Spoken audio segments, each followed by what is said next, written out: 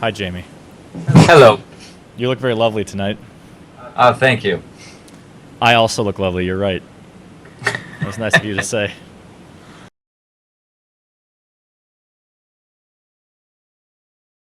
Ladies and gentlemen, we are happy to have with us here the great-grandson of Mr. L. Ron Hubbard himself, Jamie DeWolf, phoning in from Oakland, California.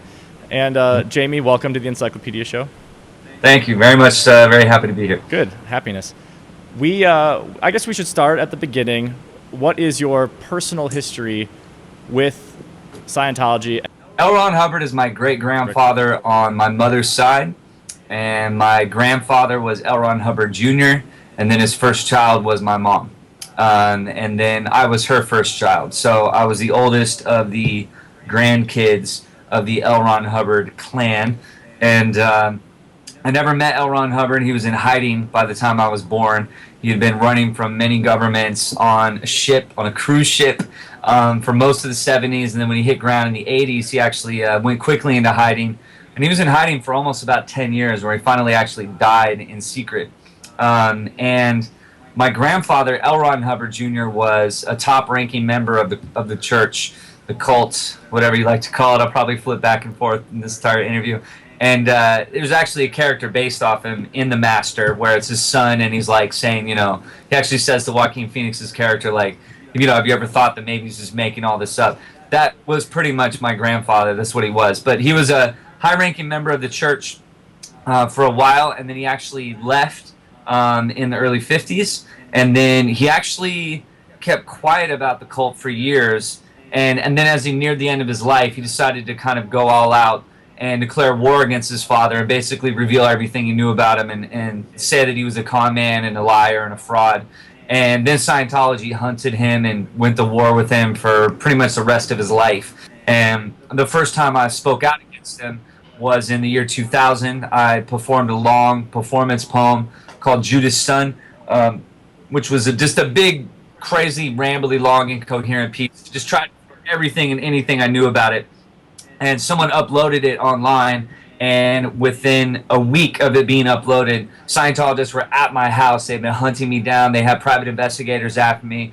It's very possible they may have tapped my phone, and they're basically stalking me. So a lot of the language you use around Scientology involves what sounds kind of like war or some sort of battle with them, and you're saying that you initially came out and started talking about it, and they were hunting you. They were coming after you immediately. Yeah, and so how did that manifest itself in your personal life?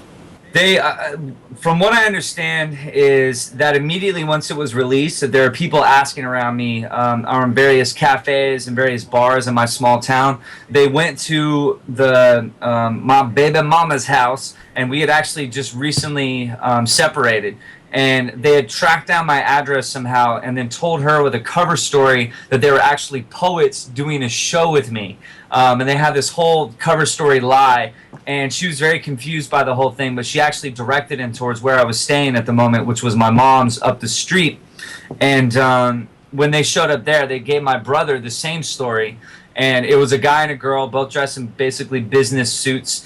And he was confused because he did shows with me, so he didn't understand who these people were, whatnot. And then my mom showed up, and she started asking him more pointed questions, like, what was this show? What was the name of it? What was the venue of it? And their story started to fall apart. Did they get asked to perform some of their poetry? I would have loved to have heard the Scientology's fake poetry that you were collaborating with them on. Amazing. So a lot of couplets about Xenu. This is their MO. This is how they operate. They stalk people. They build up surveillance on you. They make what they call, dead ops, dead agent packs, where they basically come up with whole dossiers on how to destroy you, blackmail strategies. They'll look into that. They'll just stalk you endlessly and try to find. They want to find some way of destroying you without it being overt. But how?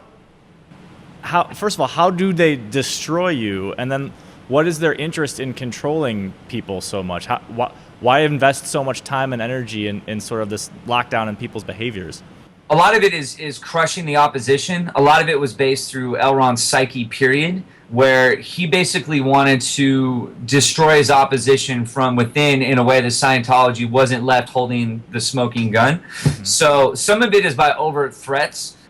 So my grandfather he would come home and there would be pictures in the mailbox of all of my aunts and uncles just playing alone on playgrounds, just implicitly to like remind you that we can get at your kids at any time. The other is that they just sue the shit out of you. Excuse my language. I'll try to watch that. They sue the bejesus out of you. That's one of their opening moves usually, is through an endless wave of lawsuits. So does that mean that I'm in danger? Are they going to come after me because I want to talk to you about this? I don't even like you, actually. You might have to shave your beard and stop wearing so many fine sports jackets. And yeah, they are pretty fine. How is it that they have so much power, and how is it that they are able to get new members? Like, how come they aren't asking me to sign up? You know, like they are, and they would love. The fact is this, and they'll argue this, but there's a lot of research to support it, even from people who've left Scientology recently. Their numbers are dwindling. They claim that they have one of the fastest growing religions on the planet, and that's a total lie. It's a sham, it's fraudulent. And they inflate their numbers to millions, right? And it's estimated that there may only be around 100,000 or so Scientologists worldwide. And a lot of that is because, one, L. Ron Hubbard is dead, right? He got away with all of it. He never saw a day of jail. He never had to serve any time whatsoever. He got away with all of it. He escaped. And in death, he left behind this entire empire, and this army still serving his name and serving his ego. But at the same point, that you don't have more secrets to sell. They want celebrities, and they cater to celebrities because they know it makes them look more normal. But also, Scientologists cater specifically to professionals, dentists, chiropractors, doctors, lawyers, people who have money. Because I don't think either one of us could afford to be a Scientologist. I mean, it would break your your entire budget of a nonprofit poet encyclopedia host. Right. I don't think that you could afford it. I mean, we're talking courses that cost thousands of dollars. To find out about Xenu, you have to have, you're like almost $100,000 deep. And so, one, the celebrities can afford it. Two is that the celebrities are fed a very catered and easy path, so that nothing's in their way. They can feel like they're moving ahead, that they're evolving. And also, it sells a lot of ego. It sells you on this seductive concept that you are a god within a body, and that you're learning self-mastery, you're learning magical powers to expand yourself as a human being, to learn the powers of telekinesis, total recall, memorization, and so forth. So you're learning how to become a godlike sentient being on this planet. And that's very attractive to people who make their livings off their face and charisma.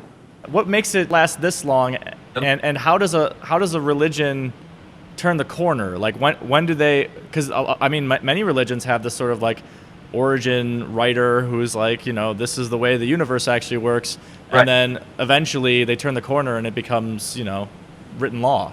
Right. I mean, everything from Martin Luther to John Smith to L. Ron Hubbard to David Koresh to Charles Manson. I mean, they always start with a very, very similar template.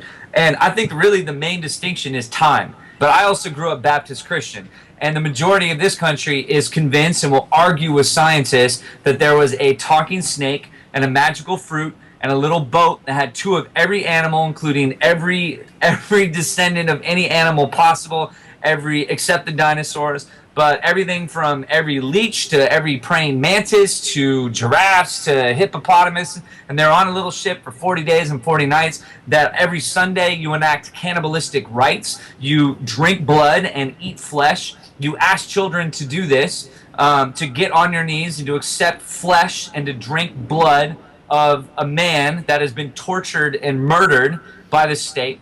And this is normality. This is completely normal. And look within another context.